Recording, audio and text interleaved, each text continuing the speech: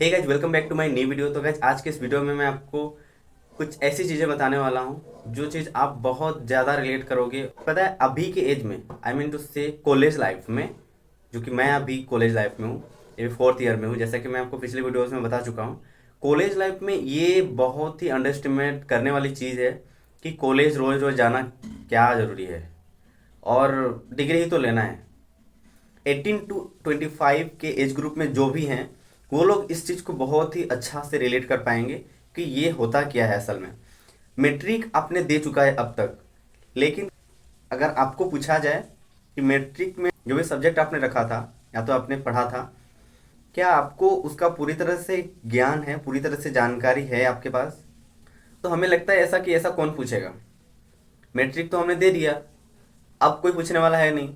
लेकिन अगर आपके छोटे भाई बहन हैं और जिनको आपको गाइड करना होता है, तो गाइड के दौरान, उनको गाइड करने के दौरान आप उनको जब बता रहे होते हो, तो उसके उस दौरान आपको इस बात का बहुत ही अच्छा से रियलाइज होता होगा कि मैंने अब तक जो भी पढ़ा, मैट्रिक तक सपोज मान लो, कम से कम मैं लेता हूँ मैट्रिक तक, तो क्या आपको मैट्रिक तक पूरी तरह से ज्ञान है? तो ये बात आप एक बार खुद से पूछ के देखिए। मैं तो ग्रेजुएशन की बात कर रहा हूँ अभी, लेकिन आप मैट्रिक, कम से कम मैं मैट्रिक को ले रहा हूँ, 18 साल से 25 साल के बीच में जो भी इस एज ग्रुप में है, उन लोग, आप खुद को पूछ करके देखिएगा कि आप जिस जगह पर हैं उससे एक क्लास कम ही, सपोज आप 12th में हैं, तो मैट्रिक तक क्या आपके पास पूरी तरह से जो चीज़ आपने पढ़ा वो है क्या आपके पास? या तो आप उसका, अगर कोई भी क्वेश्चन पूछा जाए तो आप क्या उसका आंसर दे सकते हो कि नहीं? आप खुद को ना एक बार जांच करके देखना, आपको बहुत अच्छे से समझ में आएगा कि आप उसमें सक्सेस नहीं रहोगे। इसलिए मैं बोल रहा हूँ ऐसा, क्योंकि हमें अक्सर इस बात का रियलाइज नहीं होता है कि हमने क्या खोया। तो तब आपको इस बात का एहसास बहुत अच्छी तरह से हो जाता है जब आपको कोई पूछ लेता है। जैसे कि मैंने आपको बताया कि आपके कोई अगर भाई बहन हैं जो कि आपके जूनियर हैं, जूनियर क्लास में हैं, और आपको अगर कोई डाउट अगर पूछते हैं, तब आप पूरी तरह से बताने में सक्षम नहीं हो पाओगे। उस टाइम आपको फिर से थोड़ा बहुत देखना पड़ेगा कि नहीं, क्या ऐसा ही है, इस तरह से।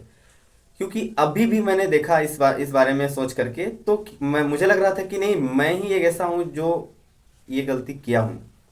लेकिन मैंने और भी बहुत सारे लोगों से पूछा, बहुत सारे मेरे इस एज ग्रुप के लोगों से पूछा, उनका भी यही कहना है कि वे भी इस बात को बहुत ही अंडर एस्टिमेट किए, बहुत ही इग्नोर करके चले, और जिसका नतीजा ये है कि वो अभी भी कंपटीशन का जो तैयारी करते हैं, इस पे मैं एक अलग वीडियो बनाऊंगा जिसमें इसके बारे में स्पेशल बात करूंगा, जिसमें वो कंपटीशन का तैयारी करते हैं। उसमें 9th और 10th क्लास के जो भी फॉर्मूला हैं, जो भी कॉन्सेप्ट हैं, वो आगे उसको फिर से पढ़ना होता है वहाँ पर जा करके, जहाँ पर कंपटीशन क्लास स्पेशल जिसमें करते हैं उसमें। ये बेसिक होता है। 9 to 12 ये नॉर्मल होता है, जबकि वो ग्रेजुएशन कर रहे हैं होते हैं, उसके बावजूद भी 9 to 12 पढ़ चुके हैं, इसके बावजूद भी उनको फिर से इन चारों क्लास का, चारों कक्षा का फिर से अब वो सिलेबस को फिर से दोहराया जाता है।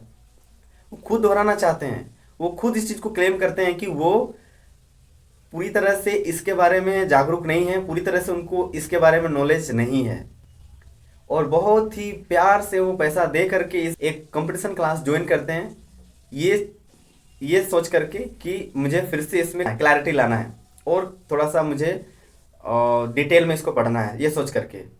जबकि पढ़ा तो उस टाइम भी 1 साल दे करके पढ़ा है। तो क्या 1 साल कम होता है कोई भी क्लास के लिए? क्या सिलेबस इतना ज़्यादा हाई होता है 1 साल कम पड़ जाए? I don't think so. मुझे ऐसा लगता है कि नहीं, हमने पूरी तरह से ध्यान नहीं दिया। बहुत सारे लपेड़े तपेड़े में हम लोग अपना टाइम को वेस्ट करते हैं, और नतीजा यही निकलता है कि हम पूरी तरह से इस चीज़ को नहीं कर पाते हैं, और लास्ट एग्जाम तक प्रिपरेशन में पेंडिंग रहता ही है। प्रिपरेशन कभी पूरी तरह से होता ही नहीं है।